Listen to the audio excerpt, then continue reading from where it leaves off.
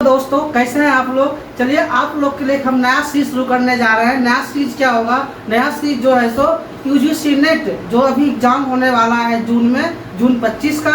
हमने आपका previous year जो जून 24 का है उसका हायर एजुकेशन का PYQ हमने एक जगह किया है जो एग्जाम में पूछा गया था। और ख़ास बात इसमें यह है कि हिंदी और इंग्लिश दोनों एक्सप्लेनेशन के साथ हमने आपको दिया है।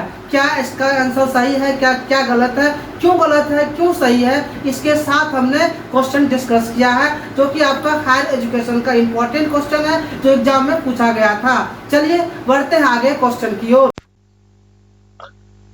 हेलो, आप लोग कैसे हैं। चलिए हम अब आज से आप लोगों के लिए previous year questions UGC NET जो जून 2024 में पूछा गया है वही question same to same question लेकर आए हैं और एक्सप्लेनेशन के साथ है।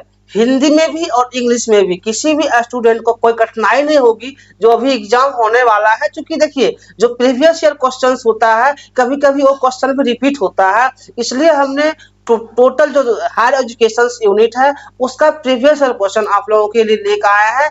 जून 2024 में जो क्वेश्चन पूछा गया था। चलिए बिना टाइम वेस्ट किए क्वेश्चंस की ओर बढ़ते हैं। क्वेश्चन नंबर 1 आपका क्या है, स्वयं प्रभा चैनल जो है, स्वयं प्रभा चैनल के शिक्षा और गृह विज्ञान की थीम की विषय वस्तु निम्नलिखित के द्वारा उपलब्ध कराई जाती है। मतलब कि जो स्वयं प्रभा चैनल है, चैनल 4 के शिक्षा और गृह विज्ञान की थीम किसके द्वारा प्रोवाइड करवाई जाती है। मतलब कि the content of Swayam Prabha channel 4 with the theme of education and home science are provided bye.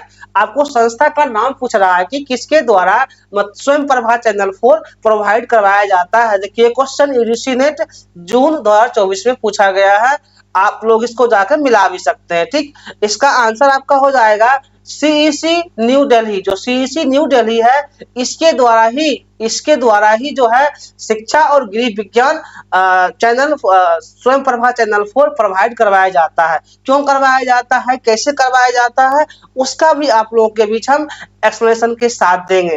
देखिए CEC जो होता है इसका मतलब कभी कभी एग्जाम में नेट के एग्जाम में इसका फुल फॉर्म पूछता है। तो CEC का फुल फॉर्म क्या होता है, कॉन्स्टिट्यूएंट फॉर एजुकेशनल कम्युनिकेशंस, यानी कि न्यू दिल्ली में है, is the official content provider for स्वयं प्रभा। ये जो संस्था है क्या करता है, ऑफिशियल कंटेंट प्रोवाइड करता है स्वयं प्रभा चैनल 4 को, which is dedicated to theme of education and home science. ये इसके लिए मतलब कि एक्टिव होता है, एजुकेशन और होम साइंस को यहाँ सब प्रोवाइड किया जाता है।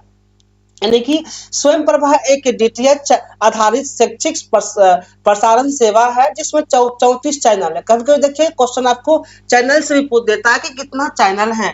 टोटल जो है सो 34 चैनल है जो 24/7 उच्च गुणवत्ता वाले शैक्षिक कार्यक्रम प्रसारित करते हैं। चैनल 4 विशेष रूप से शिक्षा और ज्ञान विज्ञान के लिए आरक्षित है।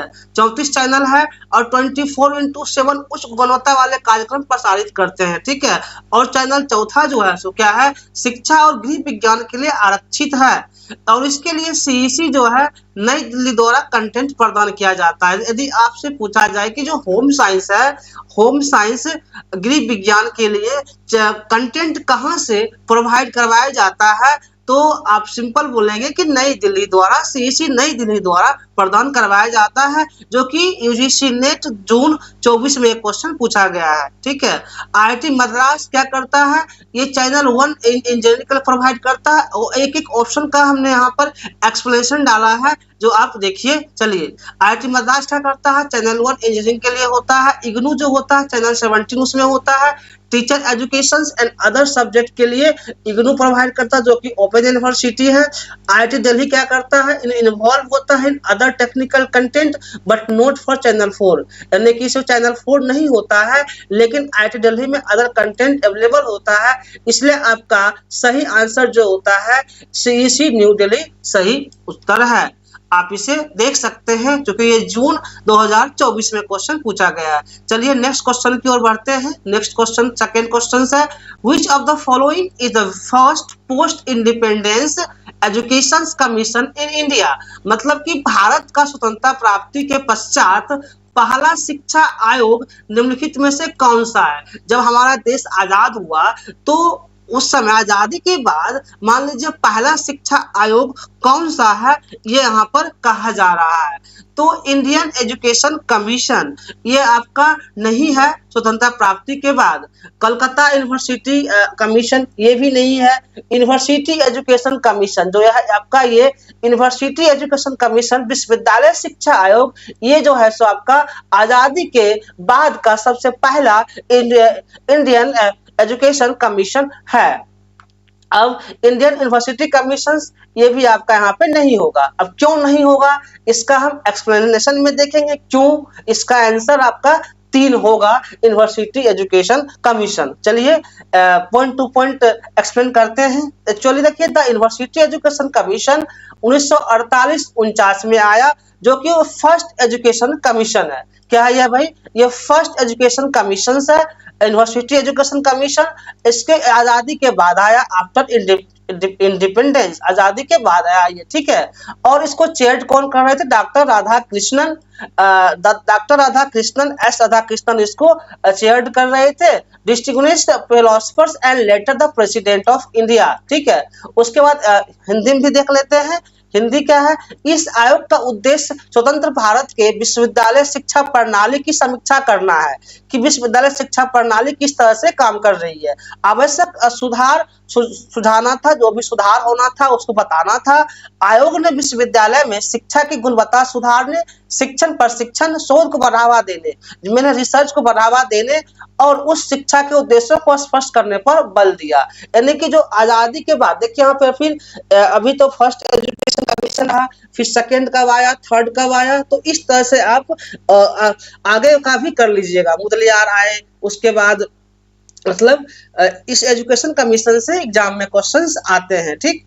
अब गलत क्या है, क्यों है, अन्य विकल्प जो है, अन्य ऑप्शंस गलत क्यों है, इस चीज को भी देख लेते हैं। इंडियन एजुकेशन कमीशन यह नाम सामान्य है, लेकिन ऐसा कोई स्वतंत्रता के बाद तुरंत नहीं बना था, इसलिए गलत है। कलकत्ता यूनिवर्सिटी कमीशन 1917-19 में आया, ये ब्रिटिश काल में बना था। कब बना था ये? कलकत्ता यूनिवर्सिटी कमीशन ब्रिटिश काल में बना था, स्वतंत्रता से पहले बना था, ठीक है, बाद में नहीं बना था। देखिए हम एक एक ऑप्शन का आपका एक्सप्लेनेशन दे रहे हैं, गलत है तो क्यों गलत है। अब चौथा ऑप्शन क्या है? इंडियन यूनिवर्सिटीज कमीशन 1902 में आया, यह भी ब्रिटिश शासन के दौरान गठित हुआ था, न कि स्वतंत्र भारत में गठन हुआ था, ठीक है, ब्रिटिश के टाइम भी गठन हुआ था। अतः मतलब कि ओवरऑल आपका जो आंसर है, पहला आयोग 1948-49 में आया, जो यूनिवर्सिटी एजुकेशन कमीशन के नाम से जाना गया, डॉक्टर राधा कृष्णन के काल में आया, ठीक है, और उनको वही चेयर कर रहे थे। इस तरह से आपका आंसर जो है यहाँ पर 3 नंबर सही होगा। आपको जहां भी क्वेश्चन में जो भी कंफ्यूजन लगेगा आप कमेंट्स कर सकते हैं, हमारी टीम के द्वारा आपको कमेंट्स का रिप्लाई दिया जाएगा। चलिए अब नेक्स्ट क्वेश्चन की ओर आते हैं। क्वेश्चन नंबर थर्ड क्या है? Match the list. देखिए इस टाइप का आपका यूजीसी नेट के एग्जाम में बराबर क्वेश्चन पूछा जाता है। देखिए आप लोग अगर ये कहिएगा कि एकदम इजी बे क्वेश्चन, तो यूजीसी नेट में उतना इजी क्वेश्चन नहीं आता है जो अदर के द्वारा पढ़ाया जाता है, ठीक है। जो आपका प्रीवियस ईयर है, जिस टाइप का है, हमने टोटल हूबहू प्रीवियस ईयर ही लाया है। यहाँ मैच द लिस्ट, ठीक है, सूची 1 सूची 2 का आपको मिलान करना है, मिलान करके बताना है कि कौन इसका आंसर आपका सही होगा। देखिए लीलावती बुक किसने लिखा, पहले आपको ये देखना है। लीलावती बुक जो आपका है वो भास्कराचार्य कौन लिखे थे? भास्कराचार्य लिखे थे आपका लीलावती बुक। उसके बाद योगा कौन लिखे थे? आपको योगा जो बुक है वो पतंजलि लिखे थे। आपको यहाँ याद रखना है, योगा कौन लिखे थे? पतंजलि लिखे थे। न्याय सूत्र कौन लिखे थे? ऋषि गौतम। ऋषि गौतम जो है आपका न्याय सूत्र बुक लिखे थे ऋषि गौतम, ठीक है। अर्थशास्त्र तो सबको पता होगा, चाणक्य लिखे थे। कौन लिखे थे? चाणक्य। इस तरह से आपका ऑप्शन यहाँ पर मैचिंग करवाना है। तो देखिए एक का क्या है आपका, एक का 3 है, सॉरी एक का क्या है? लीलावती पुस्तक, एक का आपका 4 है, एक का 4, एक का 4। हाँ अब देखिए एक का 4 है तो 4 होगा नहीं, ए होगा नहीं, 3 होगा नहीं, ऑप्शन यूं ही कट गया। अब लफड़ा आ रहा क्या आ रहा कि एक का 4 एक में भी है, दो में भी एक का 4 है, 2 ऑप्शन में आ रहे हैं। योगा सूत्रराज, योगा कौन दिए थे आपका, पतंजलि दिए थे योगा, यानी कि बी का 3, ठीक है। तो बी का 3, बी का 3, यहाँ भी बी का 3, बी का 3 दो ऑप्शन में इशूज आ रहा है, मतलब कि सेम सेम आ रहा है। फिर न्याय सूत्र कौन दिए थे, न्याय सूत्र दिए थे ऋषि गौतम, ठीक है। तो फिर सी का 2, सी का 2, आपका यहाँ पर आंसर क्या हुआ, ए ऑप्शन क्लियर हो गया। इस तरह से देखिए, इस टाइप का क्वेश्चन अगर आपको 2-3 ऑप्शंस भी याद होते हैं तो आप क्वेश्चंस इजीली कर लेते हैं, ठीक है। और तो अगर नहीं याद होता है तो दिक्कत होता है एग्जाम में। बट जो ये एकदम जो जून 2024 नेट में पूछा गया ये क्वेश्चंस आप लोगों के लिए हम लेके आए हैं, और विथ एक्सप्लेनेशन के साथ कि हो सकता है इसके साइड से नेक्स्ट क्वेश्चन बन सकता है। चलिए ये आप देख लीजिएगा। लीलावती क्या है, लीलावती जो है भास्कराचार्य लिखे थे, ऑथर थे। योगा सूत्रराज का पतंजलि लिखे थे। न्याय सूत्र का ऋषि गौतम, ऋषि गौतम लिखे थे, और अर्थशास्त्र चाणक्य लिखे थे। तो इस तरह से आपका ऑप्शन ए नंबर सही हो जाएगा। अब सही क्यों होगा, लीलावती, लीलावती एक प्रसिद्ध गणितीय ग्रंथ है जिसे भास्कराचार्य ने लिखा था। इसमें अंक गणित, बीज गणित और ज्यामिति से जुड़े महत्वपूर्ण जानकारी दी गई है। लीलावती बुक में क्या है, मैथ से रिलेटेड है। योग सूत्र क्या है, जो पतंजलि लिखे द्वारा रचित है। यह एक योग के सिद्धांतों और अभ्यासों का संग्रह है कि योग किस प्रकार होता है। ये योग सूत्र जो पतंजलि ने बताए थे। अब आते हैं न्याय सूत्र। न्याय सूत्र जो है ऋषि गौतम के द्वारा बताया गया था। न्याय सूत्र रचित तर्कशास्त्र है, लॉजिक का प्रमुख ग्रंथ है, जो कि न्याय दर्शन की नींव यहाँ से ही स्टार्ट होता है। अर्थशास्त्र जो चंद्रगुप्त मौर्य के टाइम में थे, यह मतलब चाणक्य, जिन्हें कौटिल्य भी, विष्णुगुप्त भी कहा जाता है, इन्होंने अर्थशास्त्र का निर्माण किया और रचित है उनके द्वारा। इसमें राजनीति, अर्थव्यवस्था और प्रशासन से संबंधित ज्ञान है कि प्रशासन कैसे चलाया जाता है, ये अर्थशास्त्र में बहुत ही अच्छी तरह से बताया गया है। जिसका जो बुक लिखने वाले कौन है, इनका चाणक्य, चाणक्य ने लिखे हैं। चलिए अब नेक्स्ट क्वेश्चन की ओर बढ़ते हैं। क्वेश्चन नंबर 4 क्वेश्चन क्या आपका है, The second 5-year plan for implementation included the recommendations of the following. मतलब कि क्रियान्वयन हेतु द्वितीय पंचवर्षीय योजना में निम्नलिखित की अनुशंसा को शामिल किया गया था। विश्वविद्यालय शिक्षा आयोग द्वारा, मतलब कि द्वितीय पंचवर्षीय योजना जो था उसमें किस अनुशंसा को शामिल किया गया था वो आपको बताना है। देखिए यूजीसी का फर्स्ट ऑप्शन ही सही है। यूजीसी यूनिवर्सिटी ग्रांट कमीशन को शामिल किया गया था, लैंग्वेज कमीशन को शामिल किया गया था, उसके बाद रूरल हायर एजुकेशन को शामिल किया गया था, ठीक है। मतलब कि नए विश्वविद्यालय की स्थापना संबंधी जो बातें थी, इन तीनों को जो है शामिल किया गया था। Committee on establishment new universities, ये नया यूनिवर्सिटी को समस्या को यहाँ पे शामिल नहीं किया गया था। इसलिए आपका यहाँ पर ए बी सी तीनों सही है, तो आपका आंसर ए हो, एक नंबर एक राइट हो जाएगा। अब राइट क्यों होगा इसका भी देख लेते हैं। चूंकि यूनिवर्सिटी एजुकेशन कमीशन 1948-49 में आया, जो कि एस राधाकृष्णन कमिटी के द्वारा किया गया था, headed by doctor S Radhakrishnan.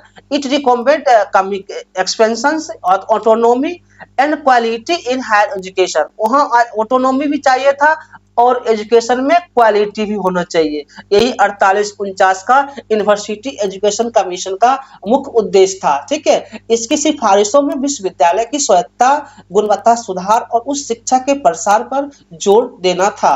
यानी कि जो second included in second plan क्या था आपका, language commission in India, Bharat की भाषा आयोग।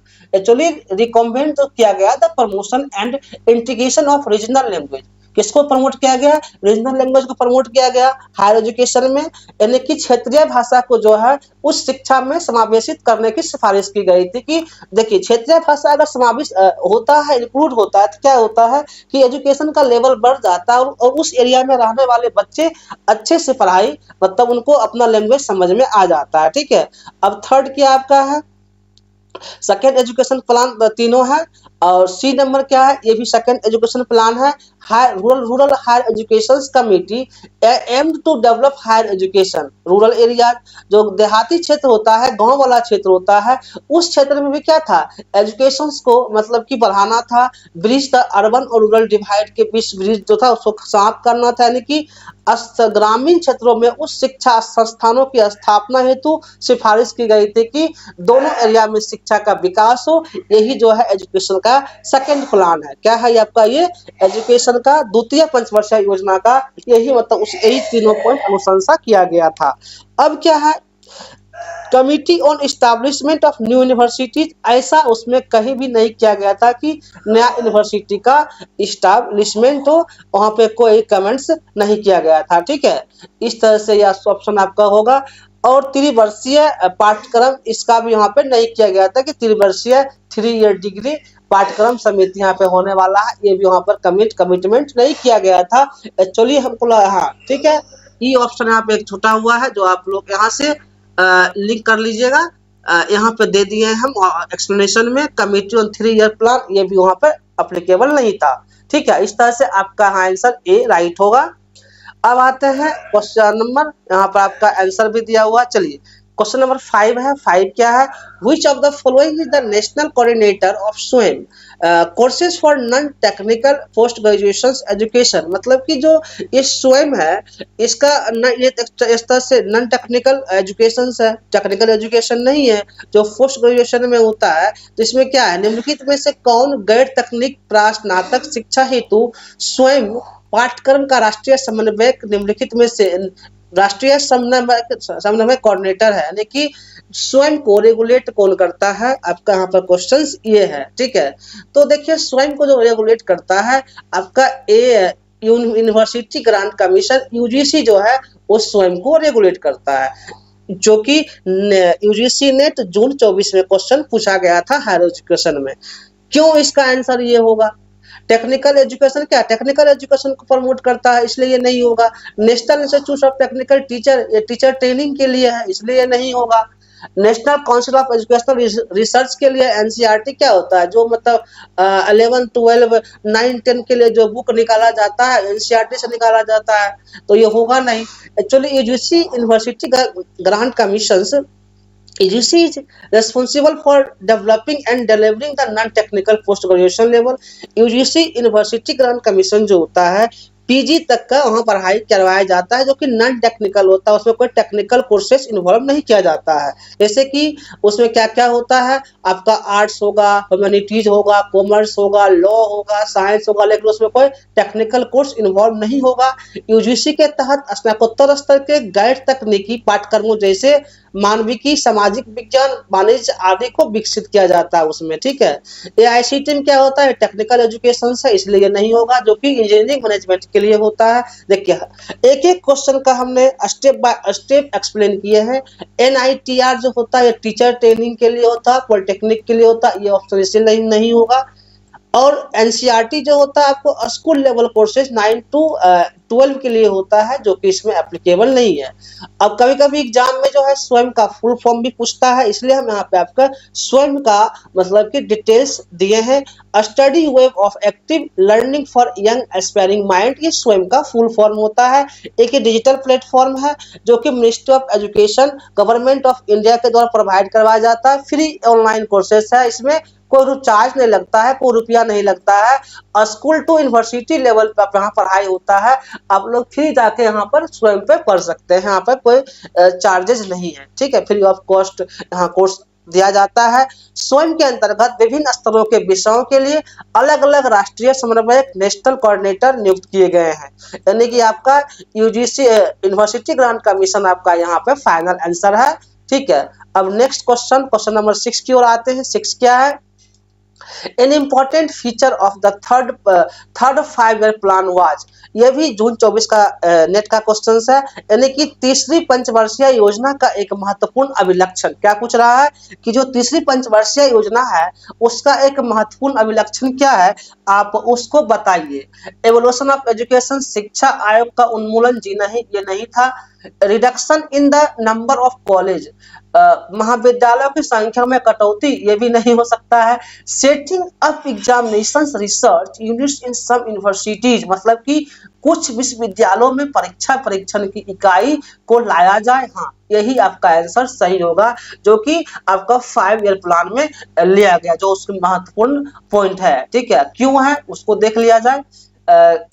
क्यों है ऐसा? इन दिस प्लान, इस प्लान में जो है examination research units were established in selected universities, जो सेलेक्टेड यूनिवर्सिटी है उसी को यहाँ पर सम्मिलित करा गया to improve the examination and evaluation system, ताकि जो इम्प्रूव क्या करना है एग्जामिनेशन सिस्टम को, और जो कॉपी चेक होता है उस सिस्टम को आगे बढ़ाना है। इस योजना के अंतर्गत क्या था, कुछ विश्वविद्यालयों में परीक्षा अनुसंधान इकाइयां स्थापित की गई ताकि परीक्षा और मूल्यांकन प्रणाली में सुधार किया जा सके। ठीक है, this units focused on scientific testing method, जो साइंटिफिक टेस्टिंग मेथड है उस पर फोकस किया जाए। रिड्यूसिंग द रूट लर्निंग, जो रट्टाफिकेशन है उसको कम किया जाए। देखिए, रट्टाफिकेशन किसके लिए होता है? जब बच्चे होते हैं रूट लर्निंग को प्रमोट करते हैं, लेकिन जब हायर एजुकेशन में आप आ जाते हैं तो रट्टाफिकेशन को, रूट लर्निंग को कम किया जाता है, रिड्यूस करना होता है। Enhancing the reality and validity of exams, आपने क्या कंसेप्ट आपके अंदर है उस चीज को इनहांस किया जा सके। यानी कि इन इकाइयों का उद्देश्य था कि वैज्ञानिक परीक्षण विधियों को अपनाना, जो वैज्ञानिक तरीका है रटने पर आधारित पढ़ाई को कम करना, रट्टाफिकेशन कम करना, और परीक्षा की विश्वसनीयता को, वैधता को बढ़ाना, यही उसका उद्देश्य था। इस तरह से आपका आंसर यहाँ पे सी राइट हो जाएगा। ठीक है, चलिए अब क्वेश्चन नंबर नेक्स्ट आते हैं, क्वेश्चन नंबर 7 क्या है? The national education policy 2020 aims to create, ये भी क्वेश्चन आपका जून 2024 का क्वेश्चन है नेट का। राष्ट्रीय शिक्षा नीति 2020 निम्न में से क्या स्थापित करने के लिए उद्देशित है? जो एनईपी भी जो पॉलिसी 2020 में आया, इसका क्या मतलब उद्देश्य है, क्या स्थापित करना चाहता है, ये यहाँ आपसे क्वेश्चन पूछा जा रहा है। देखिए, फ्रेगमेंटेड यूनिवर्सिटीज, क्या यूनिवर्सिटी भागीदार विश्वविद्यालय को? जी नहीं। ऑनलाइन यूनिवर्सिटीज, ऑनलाइन विश्वविद्यालय खोलना चाहता है 2020 पॉलिसी? नहीं। नॉलेज हब, नॉलेज ज्ञान केंद्रों को चाहता है कि ज्यादा से ज्यादा इनहांस किया जाए, यही एनईपी 2020 का न्यू एजुकेशन पॉलिसी 20 का मेन मतलब कि एम है, कि जो ज्ञान है, जो नॉलेज है, इस नॉलेज को आगे बढ़ाया जाए। कॉर्पोरेट क्लस्टर ये यहाँ पे नहीं होगा। यानी कि एनईपी 2020 जो है envisions to the transformation of higher education institutions into large multidisciplinary, हर सब्जेक्ट में स्टूडेंट मूव कर सकता है, साइंस का आर्ट में, आर्ट का साइंस में, इस तरह से integrated institutions known as knowledge hub, इसको क्या बोलते हैं? इसी को बोलते हैं हम नॉलेज हब, जो कि आपका एजुकेशन पॉलिसी 2020 में इंक्लूड है। इस पर क्या फोकस किया गया? एक्चुअली सब फोकस किया गया कि rigid boundaries between discipline and encourage discipline को बढ़ाया जाए, जैसे होलिस्टिक, मतलब पूरा होलिस्टिक बनाया जाए, सबके लिए हो, और फ्लेक्सिबल लर्निंग हो, इजी लर्निंग हो, कोई यहाँ पे कठिन की बात नहीं होना चाहिए, इजी लर्निंग हो, यही 2020 एजुकेशन पॉलिसी का मेन मोटो था। ठीक है, अब हिंदी में देख लेते हैं क्या था। एनईपी 2020 का लक्ष्य है कि वर्तमान उच्च शिक्षा प्रणाली को सुधार कर उसे बड़े बहुविषयक और एकीकृत संस्थानों में बदला जाए, जिन्हें ज्ञान केंद्रों, नॉलेज हब कहा जाता है, उसको विकसित किया जाए। यह नीति विषयों की सीमाओं को तोड़कर लचीली और समग्र शिक्षा प्रणाली को बढ़ावा देती है, उसको आगे बढ़ाती है। ठीक है, यानी कि इसका आंसर आपका देख लीजिए, 3 नंबर सही होगा। अब आते हैं क्वेश्चन नंबर 8 क्या है? Doctor Baba Saheb Ambedkar was associated with, यानी कि डॉक्टर बाबा साहेब अम्बेडकर निम्न में से किससे जुड़े थे? ये आपको बताना है कि डॉक्टर बाबा साहेब अम्बेडकर किससे जुड़े थे। पहला क्या आपका है? प्रेसिडेंसी कॉलेज ऑफ कोलकाता, दूसरा बी ऑप्शन है Khalsa college of Mumbai, Siddharth college of Mumbai, Milan college of Aurangabad, और नेशनल कॉलेज ऑफ बेंगलुरु। ठीक है, किससे बाबा भीम राव अम्बेडकर जुड़े हुए थे? तो आपका यहाँ जो 3 हम किए हैं, क्या किए हैं? बी सी डी, क्या आपका आंसर हो जाएगा? बी सी डी यहाँ आपका राइट आंसर होगा। मतलब कि बाबा साहब अम्बेडकर जो थे प्रेसिडेंसी कॉलेज से जुड़े हुए नहीं थे, खालसा कॉलेज ऑफ मुंबई से जुड़े हुए थे, उसके बाद सिद्धार्थ कॉलेज ऑफ मुंबई से जुड़े हुए थे, और मिलांद कॉलेज ऑफ औरंगाबाद से जुड़े हुए थे डॉक्टर बाबा साहब अम्बेडकर। ठीक है, इस तरह से आपका आंसर यहाँ पे बी होगा। दो होगा, दो क्यों होगा इसको भी देख लेते हैं। एक्चुअली जो बाबा खालसा कॉलेज ऑफ मुंबई है, doctor Bhimrao Ambedkar thought at Khalsa college Mumbai early in his career, यानी कि डॉक्टर अंबेडकर अपने प्रारंभिक जीवन में जब शुरुआत पढ़ाई कर रहे थे तो उन्होंने खालसा कॉलेज मुंबई में अपना शिक्षण कार्य किया था। कौन? डॉक्टर भीमराव अंबेडकर। फिर सिद्धार्थ कॉलेज मुंबई, सिद्धार्थ कॉलेज मुंबई में क्या हुआ? Doctor Bhimrao establish Siddharth college in 1946 में इस्टाब्लिश करा। पीपल एजुकेशन सोसाइटी, क्या यहाँ पर था? पीपल, यानी कि 1946 में पीपल्स एजुकेशन सोसाइटी के अंतर्गत सिद्धार्थ कॉलेज की स्थापना की गई थी।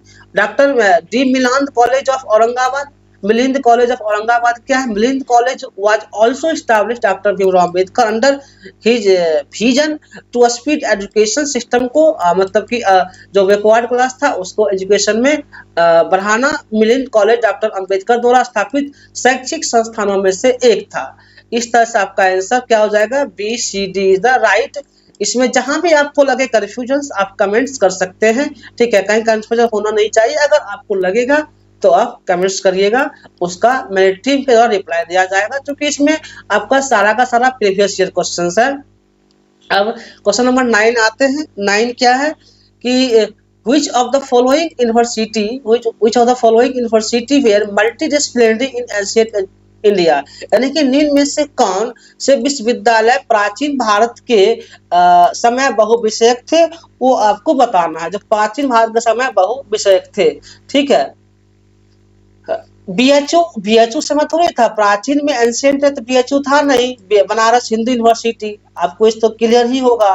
तक्षशिला उस समय था, नालंदा विश्वविद्यालय था, बैलवी था, विक्रमशिला था। जो भी आप लोग अगर एंशिएंट हिस्ट्री पढ़े होंगे तो ये क्वेश्चन आपका एंशिएंट हिस्ट्री से पूछा गया है। ठीक है, इस तरह से आपका आंसर बी सी डी होगा। इसमें कोई कंफ्यूजन नहीं होना चाहिए। ठीक है, अब आते हैं नेक्स्ट क्यों होगा। तो तक्षशिला विश्वविद्यालय जो है प्रेजेंट डे अभी पाकिस्तान में है। Takshashila offered education in various discipline, like क्या क्या वहाँ पर तक्षशिला में पढ़ाई होता था? तो मेडिसिन का पढ़ाई होता था, लॉ का होता था, मिलिट्री साइंस का था, एस्ट्रोनॉमी का था, फिलोसफी की था, एंड लैंग्वेज, यानी कि ये सब जो है तक्षशिला में पढ़ाई के करवाया जाता था। अपना नालंदा यूनिवर्सिटी कहाँ है? बिहार में है। बिहार में नालंदा है। बुद्धिस्ट एजुकेशन स्टडीज होता था, लॉजिक ग्रामर का पढ़ाई किया जाता था, मेडिसिन का होता था, मैथमेटिक्स का भी पढ़ाई होता था, एस्ट्रोनॉमी था, फिलोसफी था, एंड ये सब वहाँ पर पढ़ाई करवाया जाता था नालंदा यूनिवर्सिटी में। बैलवी में क्या था? यहाँ भी बुद्धिस्ट लर्निंग का मेन मोटो था, law, politics, administration and economics का वहाँ पर पढ़ाई करवाया जाता था। विक्रमशिला भागलपुर में विक्रमशिला का धर्मपाल उसको एस्टैब्लिश किए थे। विक्रमशिला का यहाँ मेन था तंत्र मंत्र का पढ़ाई होता था विक्रमशिला में। बुद्धिस्ट फिलोसफी का भी होता था, एंड ग्रामर, लॉजिक और मेटाफिजिक्स का भी यहाँ पर पढ़ाई करवाया जाता था। बीएचयू जो है, बीएचयू एक मॉडर्न इंस्टीट्यूशन है जो कि स्टैब्लिश 1916 में हुआ। ये मतलब एक नया है, ये एंशिएंट का पार्ट नहीं है बीएचयू। ठीक है, एंशिएंट का पार्ट नहीं है। 1916 में बीएचयू का इस्टेब्लिशमेंट हुआ था। इस तरह से आपका आंसर बी सी डी हुआ। ठीक है, अब चलिए अब नेक्स्ट क्वेश्चन, क्वेश्चन नंबर इस चीज का लास्ट क्वेश्चन है। 10 नंबर क्वेश्चन देखा जाए।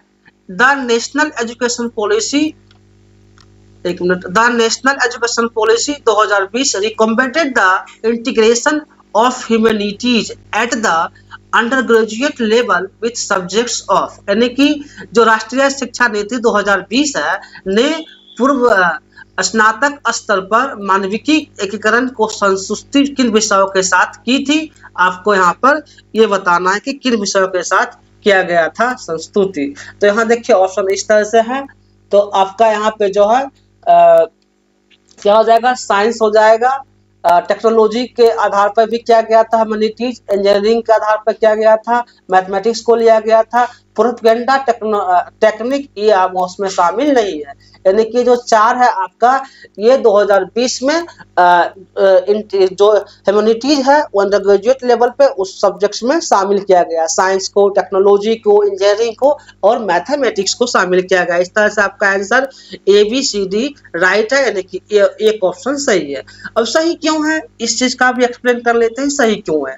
ठीक है, तो NAP 2020 जो है क्या रिकमेंडेड करा, तो द पॉलिसी ऑफ स्ट्रांगली जो है पॉलिसी है strongly promote the multidisciplinary education. देखिए 2020 लाने का मेन पर्पस ही है गवर्नमेंट का कि मल्टी डिसिप्लिनरी को बताया जाए छात्रों को भी। ये नहीं कि सिर्फ साइंस पढ़ रहा तो साइंस पढ़े, वो आर्ट्स फील्ड को भी जाने, कॉमर्स फील्ड को भी जाने, यानी कि एग्जिट एंट्री दोनों हो स्टूडेंट को, जिसका जो मतलब कि इच्छा है सब्जेक्ट पढ़ सकता है। कोई बॉन्डेड नहीं होना चाहिए कि आप साइंस पढ़ रहे हो तो आर्ट्स नहीं पढ़ना है, अगर कॉमर्स पढ़ रहे हो तो साइंस नहीं पढ़ना है, ऐसा कोई बॉन्डिंग नहीं होना चाहिए। ठीक है, यही मेन न्यू एजुकेशन पॉलिसी 2020 का मोटो था। यानी कि it emphasizes that student pursuing the science, technology, engineering and mathematics STM, इसका फुल छोटा फॉर्म क्या बोलते हैं इसको हम science, technology, engineering, mathematics STM बोलेंगे जो शॉर्ट फॉर्म है। Also expose to arts and humanities to foster creativity, critical thinking and holistic learning यहाँ पर डेवलपमेंट होता है। यानी कि जो नीति बहुविषयक मल्टीडिसिप्लिनरी है शिक्षा को बढ़ावा देती है। इसका उद्देश्य यह है कि विज्ञान, प्रौद्योगिकी, अभियांत्रिकी और गणित स्ट्रीम के छात्र मानविकी ह्यूमैनिटीज के साथ अध्ययन करें, सब मिल के अध्ययन करें। ये नहीं कि कोई प्रॉपर नहीं है कि एक ही सब्जेक्ट पढ़ना है, ऐसा नहीं है। जो जिसमें जाना चाहता है, जो सब्जेक्ट पढ़ना चाहता है पढ़ सकता है। यही न्यू एजुकेशन पॉलिसी 2020 से आपको बेनिफिट मिलता है। ठीक है, कोई बॉन्डिंग नहीं है। इससे पहले बॉन्डिंग था कि साइंस पढ़ रहे हैं तो आर्ट्स नहीं पढ़ सकते, आर्ट्स पढ़ रहे हैं तो साइंस नहीं पढ़ सकते, लेकिन उस बॉन्डिंग को अब न्यू एजुकेशन पॉलिसी 2020 में समाप्त कर दिया गया, बॉन्डिंग को हटा दिया गया। ठीक है, ताकि क्या है समग्र होलिस्टिक डेवलपमेंट हो और रचनात्मक शिक्षा प्रदान की जा सके। यही मेन उद्देश्य था न्यू एजुकेशन पॉलिसी का। अब आता है करेक्टली इंक्लूड, क्या क्या आपका इसमें साइंस लिया गया, टेक्नोलॉजी, इंजीनियरिंग और मैथमेटिक्स। ऑप्शन ई गलत क्यों है? प्रोपेगेंडा टेक्निक जो होता है अधिक प्रचार तकनीकियां, यानी कि 2020 डज नॉट मेंशन इसको, जो है NAP 2020 मेंशन नहीं करा प्रोपेगेंडा टेक्निक को, इसको इसमें इंक्लूड नहीं किया गया। इस तरह से आपका ऑप्शन नंबर यहाँ पर ए सही है। इस तरह से आज हमने आपका 10 MCQ टोटल मतलब कि डिस्कस किए हैं। ठीक है, जो UGC नेट 2024 में पूछा गया क्वेश्चन था, जून 2024 में हाल फिलहाल क्वेश्चन पूछा गया था, जो कि आप लोग के लिए जो अभी एग्जाम होने वाला नेट का बहुत ही मतलब कि इम्पोर्टेंट क्वेश्चन है। और एक इसमें खास है कि हमने हर एक ऑप्शन का एक्सप्लेनेशन के साथ दिए हैं कि आपको कहीं भी कंफ्यूजन न हो, और इसी बेस पे एग्जाम में क्वेश्चन पूछा जाता है। बेस क्या है भाई, यही प्रीवियस ईयर ही क्वेश्चन है जून 2024 का, इससे भी क्वेश्चन निकाल लेता है UGC। इस तरह से आप लोग क्वेश्चन के साथ कंसेप्ट भी दिए हैं, देखिए। और आप लोग को जहां भी कंफ्यूजन लगे, जो भी समझ में नहीं आए, आप कमेंट्स करिएगा और कमेंट्स हमारे टीम के द्वारा आपको रिप्लाई दिया जाएगा जो भी आपको। ओवरऑल हमने आज 10 क्वेश्चन जो पूछा गया था प्रीवियस ईयर क्वेश्चन वो डिस्कस कर लिए हैं। जिन लोगों को जहां भी कंफ्यूजन हो वो आप हमें कमेंट्स कर सकते हैं, हमारे टीम के द्वारा आपको रिप्लाई दिया जाएगा। Thank you watching for this video.